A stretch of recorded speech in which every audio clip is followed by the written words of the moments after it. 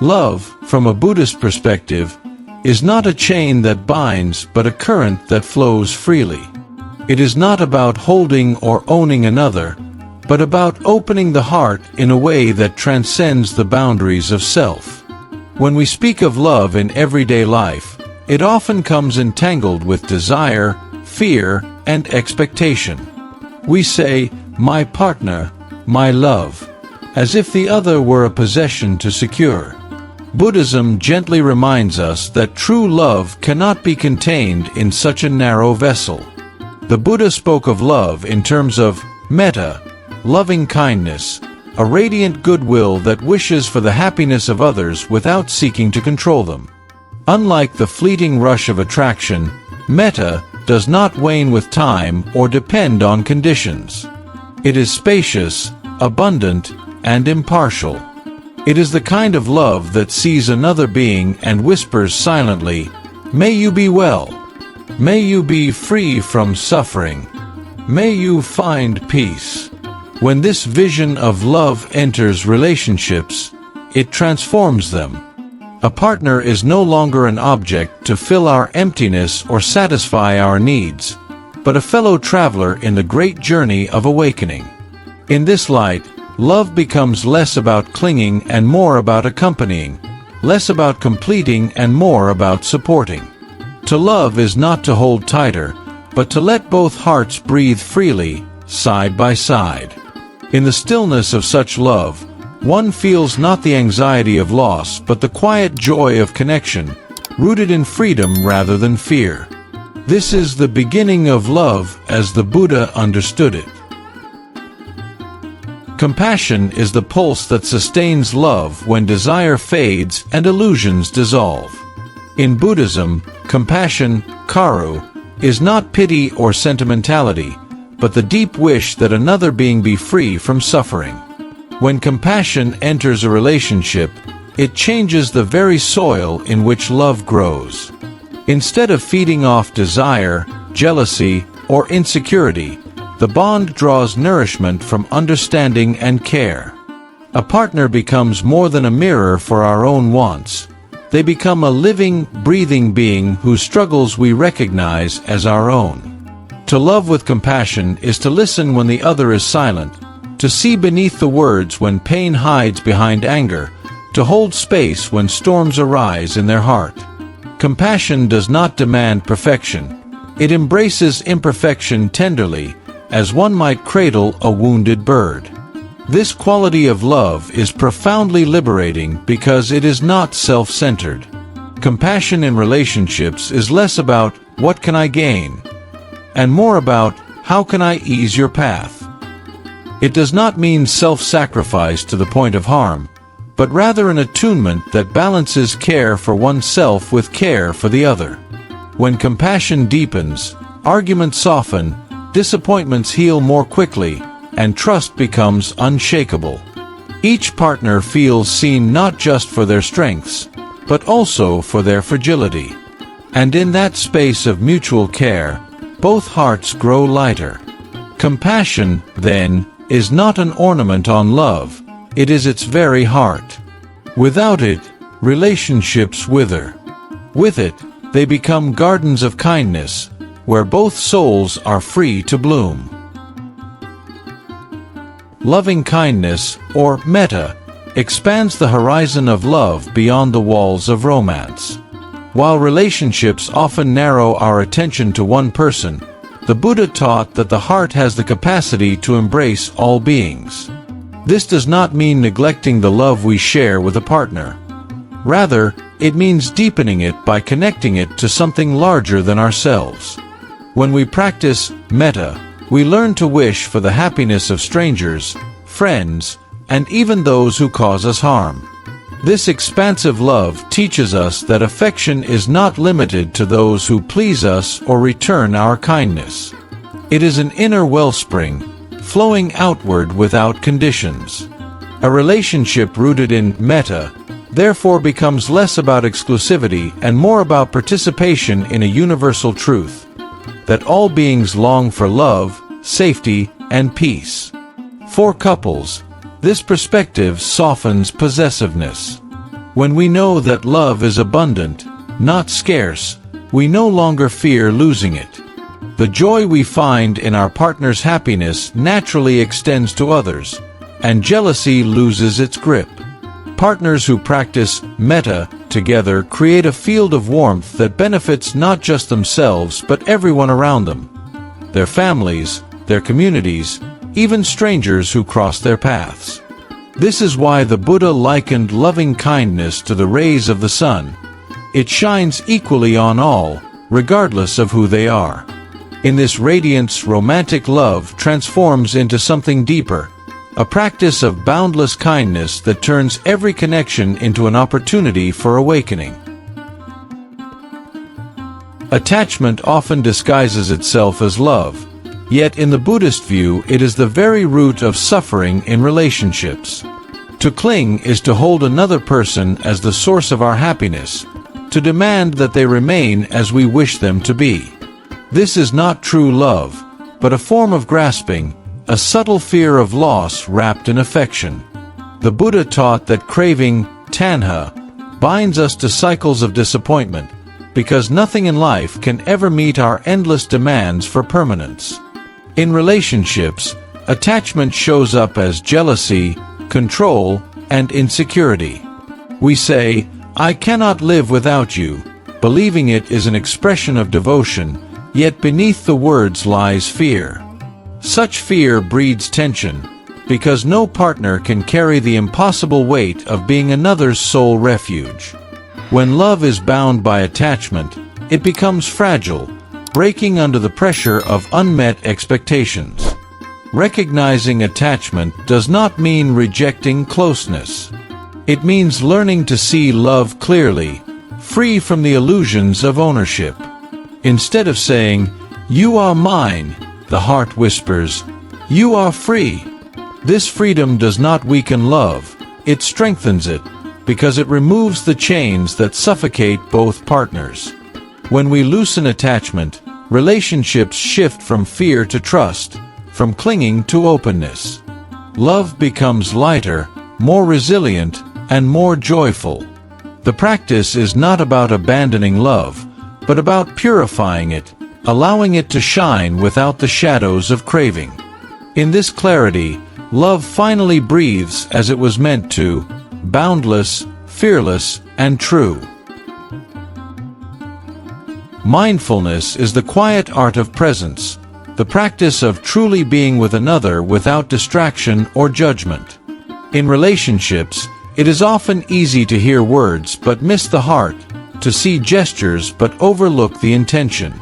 When mindfulness enters love, it becomes a way of seeing that allows us to encounter our partner as they truly are, not as we imagine or wish them to be. The Buddha described mindfulness, sati, as a lamp that illuminates the present moment. Applied to relationships, this lamp reveals the subtleties of emotion, tone, and silence. Instead of reacting impulsively, we pause, breathe, and open ourselves to deeper understanding. A mindful partner listens not just with ears, but with the whole heart. They notice the tremor in a voice, the heaviness in a sigh, the unspoken need hidden beneath words. Such presence is rare in a world of constant noise. To sit together in silence, simply holding hands with awareness, can nourish love more than 1,000 hurried conversations. Mindfulness transforms ordinary moments, a shared meal, a walk, even an argument, into opportunities for connection and growth. Moreover, mindfulness protects relationships from the erosion of routine. When we bring fresh awareness to our partner each day, we see them anew, instead of taking them for granted. This freshness keeps love alive, vibrant, and ever-deepening. In the practice of mindful love, the greatest gift we offer is not flowers or promises, but our undivided presence, the assurance that in this moment, nothing matters more than being here, together. Impermanence, or anicca, is one of the Buddha's most profound teachings, and it applies intimately to love and relationships. Everything changes. Emotions rise and fall, bodies age, circumstances shift, and even the most passionate bonds transform over time. Yet many relationships stumble because we resist this truth, clinging to the illusion that love should remain exactly as it once was. When we embrace impermanence, however, relationships are freed from unrealistic expectations. Instead of demanding that our partner always remain the same, we learn to walk with them through change. Love becomes an unfolding journey rather than a fixed possession. This shift allows tenderness to blossom where frustration might otherwise grow. Acknowledging impermanence also deepens our appreciation of the present moment. Each smile, each embrace, each shared silence becomes precious because we know it cannot last forever. Rather than making us despair, this realization encourages gratitude. We begin to see love not as something to secure permanently, but as a gift to cherish while it is here. This perspective softens the fear of loss. Knowing that everything changes, we can love more fully and more freely without clinging. Just as a flower's beauty lies in its brief bloom, so too does the beauty of relationships lie in their impermanent, ever-changing nature. In this light, impermanence does not diminish love, it deepens it. By embracing change, we discover that love is not about permanence at all, but about presence. Showing up, moment by moment, with open hearts, no matter how the story unfolds. Conflict is often seen as a threat to love, yet in Buddhism it can be a powerful teacher. Disagreements reveal the places where ego clings, where fear speaks, and where unhealed wounds echo. Instead of running from conflict or burying it under silence, Buddhist practice invites us to meet it with mindfulness and compassion. In this way, conflict becomes not a wall, but a doorway to deeper connection. When tensions arise, the first step is to pause. Breathing mindfully interrupts the cycle of reaction, those sharp words and defensive gestures that widen distance. In the space of a breath, we remember, this person, too, suffers. Just like me, they long for peace. With this awareness, our tone softens, our hearts reopen, and what began as anger can transform into understanding. The Buddha emphasized right speech, words that are timely, truthful, and kind. In conflict, right speech turns arguments into conversations. We express our pain without blame, listen without preparing counterattacks, and seek solutions rooted in care rather than victory. Through this practice, even disagreements can strengthen trust, for both partners feel safe to reveal their true selves without fear of rejection. Conflict, then, is not the end of love but an invitation to deepen it. Each challenge faced together becomes a chance to grow in patience, humility, and resilience. Like a storm that clears the air, mindful conflict can refresh a relationship, leaving it stronger, clearer, and more rooted in compassion.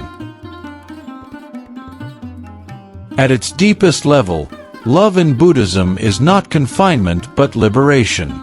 Most relationships in the world are built upon the hope of security, of being completed by another.